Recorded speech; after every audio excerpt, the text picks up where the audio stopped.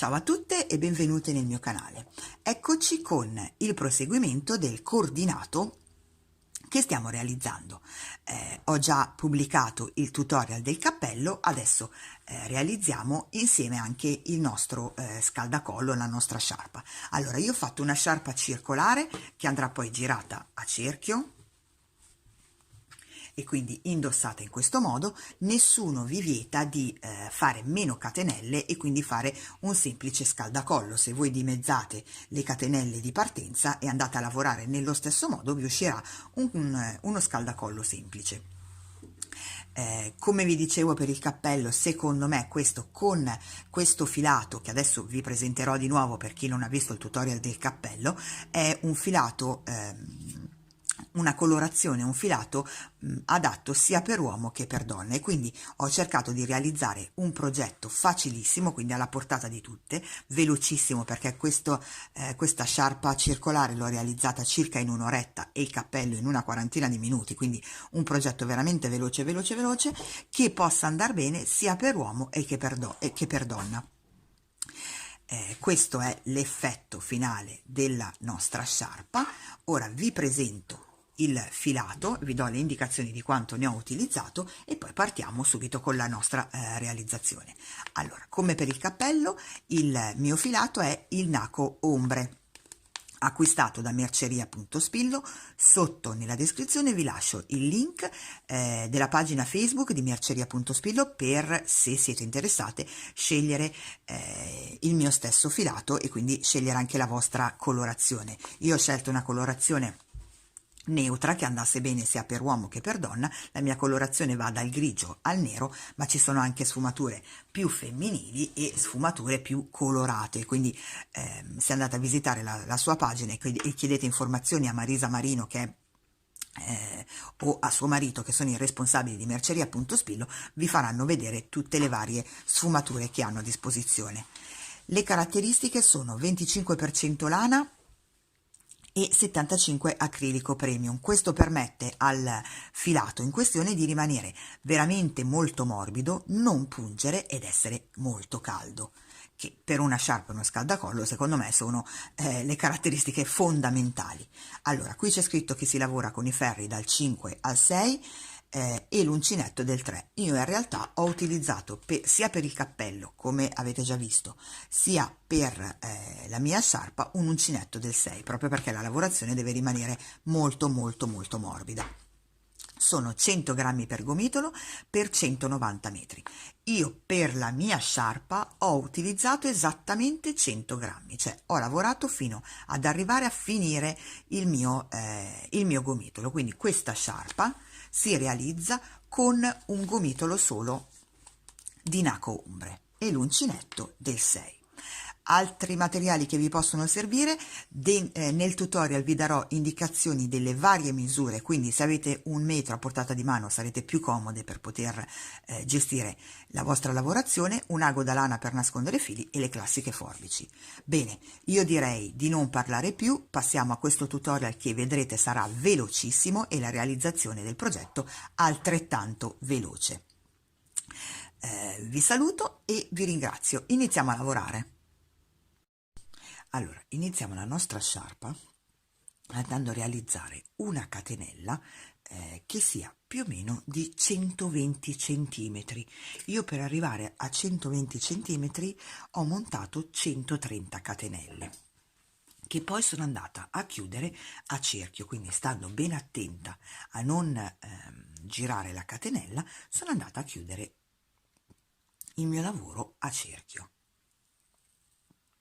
Dopo aver chiuso il lavoro a cerchio mi sono alzata con 2 catenelle.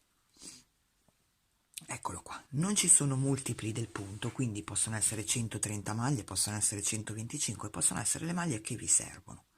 Una volta che avete chiuso a cerchio con una maglia bassissima, vi alzate con 2 catenelle e poi andate a lavorare una mezza maglia alta dentro ogni maglia sottostante, quindi in questo modo.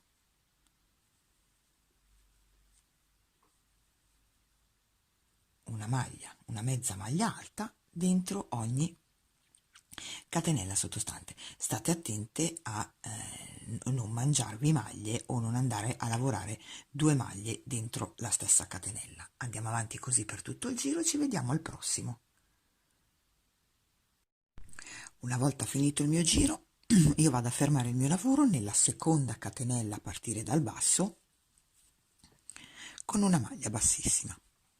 Da adesso in poi i giri saranno tutti uguali, quindi io realizzo una catenella. Per non far vedere la crosta non vado a realizzare le due catenelle, ma carico sul filo, entro proprio nella maglia di lavorazione dove parte la catenella, la maglia di chiusura, e lavoro già una mezza maglia alta. Poi vado a lavorare tutte le mie mezze maglie alte sopra ogni mezza maglia alta sottostante, ma prendendo solo la costina dietro. Quindi qui avete la vostra maglia, avete le due costine, quelle sul davanti, prendete solo quella che avete sul retro, in questo modo, e lavorate la vostra mezza maglia alta. Di nuovo andate a prendere solo la costina di dietro, quale vedete bene, prendo questa e vado a lavorare la mia mezza maglia alta. Di nuovo in quella successiva lascio stare la costina che ho sul davanti e vado a prendere solo quella che ho dietro.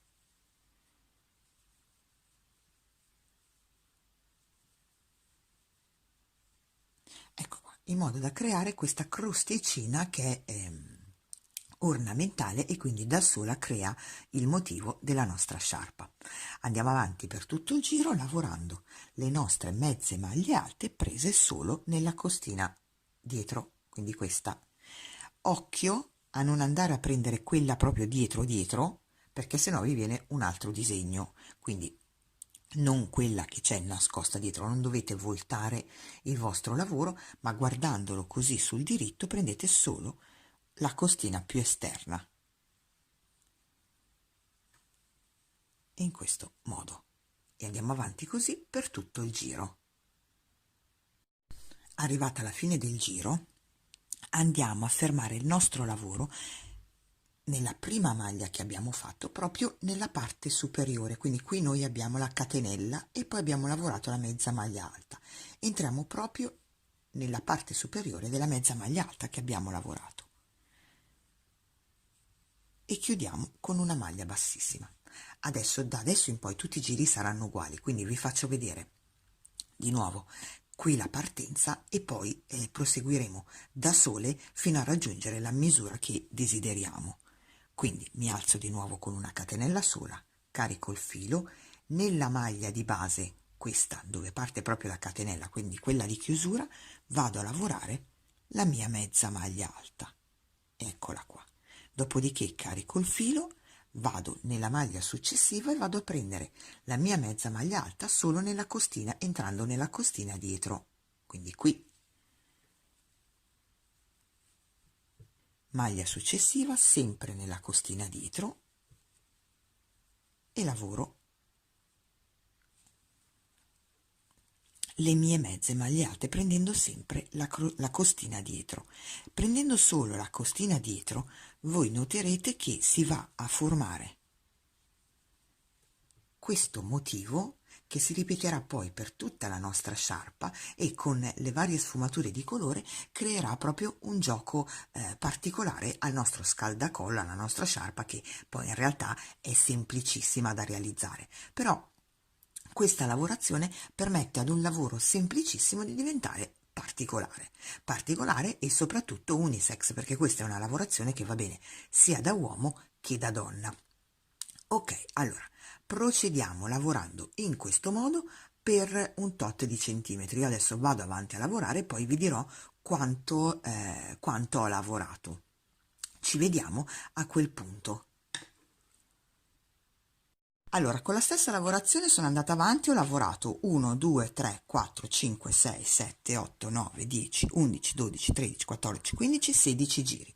Dopodiché ho staccato il filo, ho nascosto i miei fili e la mia sciarpa è finita. Vi do anche le misure in centimetri. Vediamo se riesco a farvelo vedere. Eccola qua, siamo a 18-19 centimetri più o meno. Anche perché poi la sciarpa andrà doppiata, venendo doppiata vedrete che 19-20 cm sono più che sufficienti, perché diventa veramente grossa, e quindi non ho lavorato di più, non l'ho fatta più alta, perché non amo i colli molto alti e molto grossi. Se volete farla più alta e quindi più cicciosa, non vi serve altro che andare avanti e realizzare qualche giro in più. L'altezza potete tranquillamente deciderla da voi. La lavorazione, come vi ho fatto vedere, è semplicissima. La particolarità sta proprio nelle sfumature del filato, che rendono una lavorazione veramente semplice qualcosa di particolare, ma proprio solo grazie al nostro filato, perché come lavorazione c'era ben poco di difficile, ben poco di complicato. Io spero che questo progetto veloce, facile, alla portata di tutti vi sia piaciuto. Se non siete ancora iscritti al mio canale, vi invito ad iscrivervi e a cliccare sulla campanellina per rimanere aggiornati sui prossimi tutorial. Se avete voglia di interagire con me, io ho un gruppo Facebook che si chiama Insieme tra chiacchiere e gomitoli. Potete iscrivervi a raggiungermi lì. Che altro dirvi? Niente, spero che il progetto vi sia piaciuto. Questo sarà l'ultimo progetto del 2019, il prossimo progetto lo realizzeremo insieme già nel 2020. Ne approfitto per farvi gli auguri di un buon fine anno e un buon inizio, e come sempre alla prossima e grazie.